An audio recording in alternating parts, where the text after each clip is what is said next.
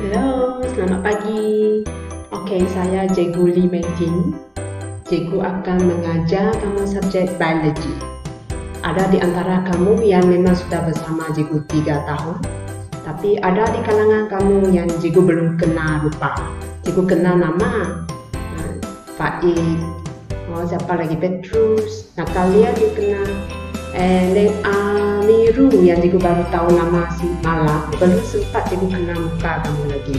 Jadi kalau boleh, sila perkenalkan diri anda dengan post gambar kamu nanti dalam grup WhatsApp kita lah, supaya kawan-kawan sambil berkomunikasi pun dapat bayangkan siapakah Niru ini. Alright, so hari ini merupakan pengenalan kepada subjek biologi. So kita akan bersama untuk merenungi apakah sukatan untuk biologi ini. Jadi dalam sukatan biologi 3/4, anda akan belajar 15 bab. Banyak kan? Kalau dulu 9 bab, itu pun rushing dah. Tapi sekarang ni, kamu perlu habiskan 15 bab dalam 1 tahun. Itu sebabnya Cikgu tak boleh bagi masa dan kita mesti akan mulakan kelas secepat mungkin. Dan ada setengah bahagian yang kamu boleh explore sendiri. Cikgu akan letakkan tugasan itu kepada kamu lah supaya kamu boleh explore. Okey, Cikgu nak ingatkan dulu bagaimana mod pembelajaran kita dalam kelas. Okey, Cikgu nak tekankan 2 peranan. Satu peranan Cikgu dan satu peranan anda. Peranan Cikgu adalah sebagai pembantu kamu, pembimbing kamu. So how can I help you? Basically, I will do it in 2 ways. First, Cikgu akan guide tentang cara membelajar biologi dengan lebih betul ataupun lebih berkesan. So, Cikgu akan membantu dari segi cara-cara menghafal label-label. Okay? Actually, you can think of yourself as well. Tapi kalau Cikgu ada kaedah tertentu yang memang sudah lama diguna pakai, Cikgu akan share dengan kamu orang lah, supaya boleh jimatkan sel otak kamu sikit. And number 2 ialah membantu kamu dari segi pemahaman kandungan sukatan. Okay? Mungkin ada certain subtopik yang susah nak dipahami. I will help you in that part. Okay? So, Cikgu punya peranan bukan mengajar bla bla bla bercakap A sampai Z. You will feel bored. Okay? Kalau kamu akan rasa boring juga begitu. So, I will play my parts wherever necessary. Okay? Bahagian yang kamu perlukan bantuan Cikgu, contohnya tak faham explanation, Cikgu boleh bantu permudahkan. And then number 2, kalau bahagian tu susah sangat nak ingat, we can find a way to handle it in an easier way. Cari jalan untuk belajar dan ingat. First is belajar, memang belajar. Then second, after all, sebab ini exam oriented punya sistem, kita memang perlu hafalkan. So kita perlu cari jalan untuk mengingat dengan lebih mudah. Okay, so that is my part. Okay, then from time to time saya akan monitor and check your understanding. Make sure you are keep tight with the flow of the syllabus. Okay, so membimbing kamu di mana yang perlu. So you don't worry, I will be with you. Okay, then how about you? Apa pula peranan kamu dalam kelas kita ni? Okay, number 1 is your mentality. Mentality sangat penting. Jangan takut dengan subjek sains. Orang selalu kata sains ni susah. Okay, jangan takut. Anda terpilih masuk dalam kelas ini. Okay, Cikgu pun terlibat bersama membantu untuk memilih, dan Cikgu memang tidak berniat nak menyusahkan pelajar.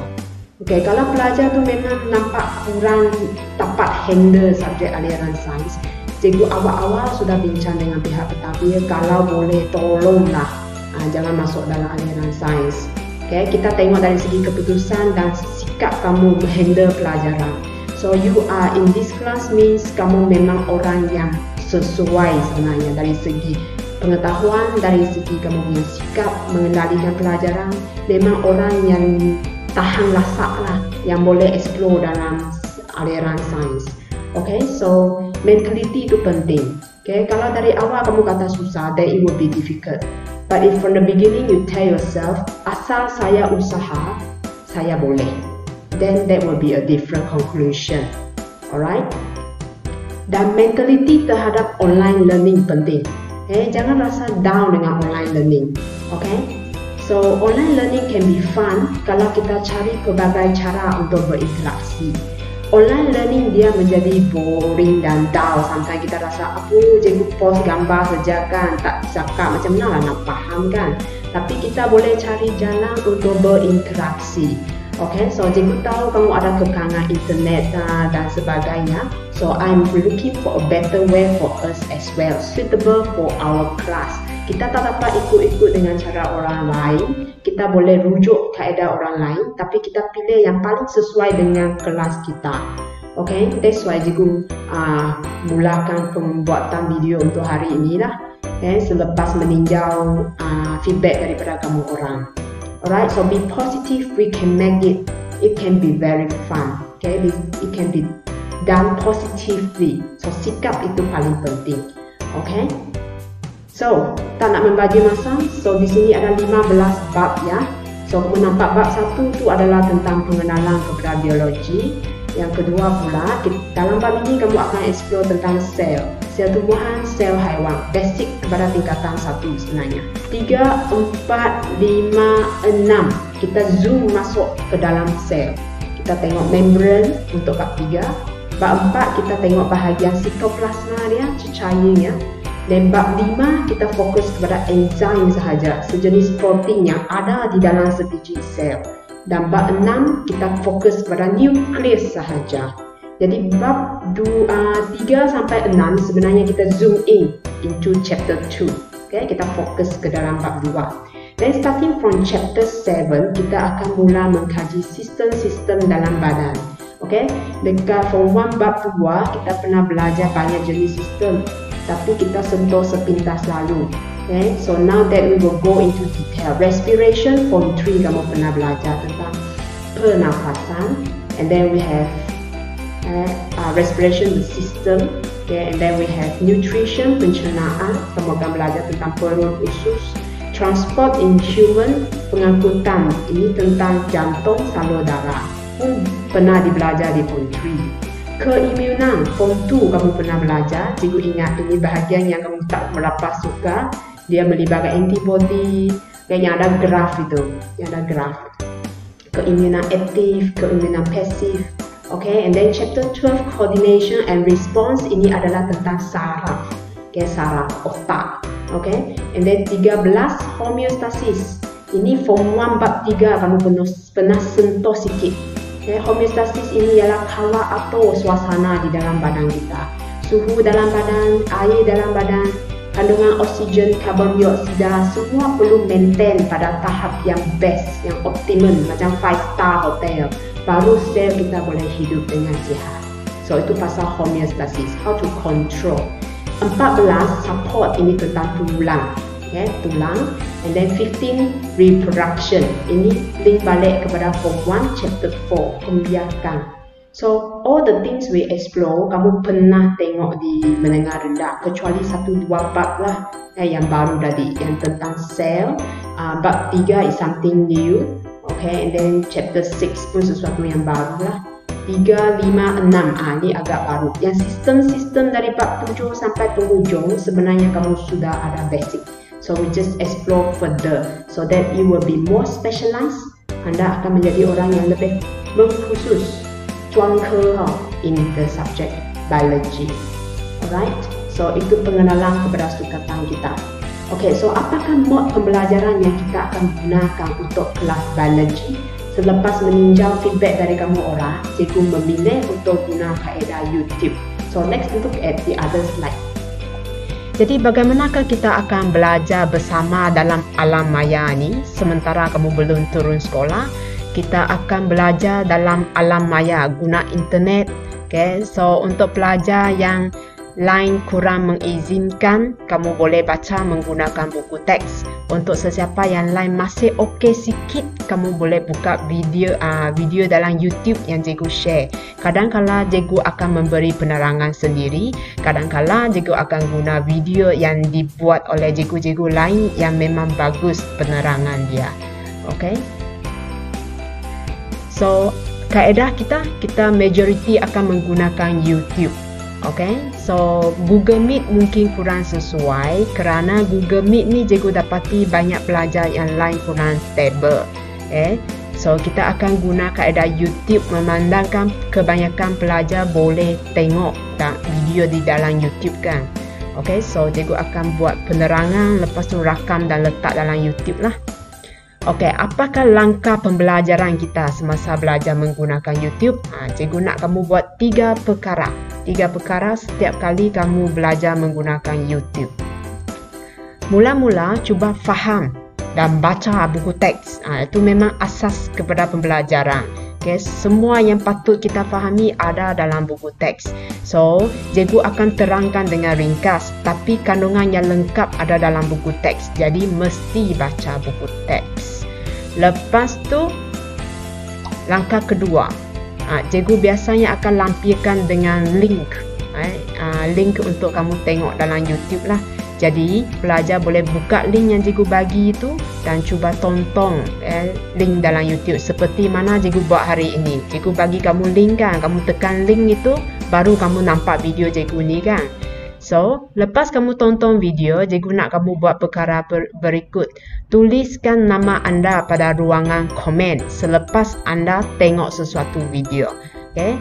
Supaya cikgu tahu siapa yang telah menonton video yang telah dibekalkan. So, contohnya dekat komen sini, kamu tekan butang ini. Lepas tu langkah seterusnya, kamu boleh pergi ke bahagian komen. Okay, bagi komen dengan menuliskan komen kamu lah, letakkan nama kamu di sini. Okay, so cikgu beri satu contoh.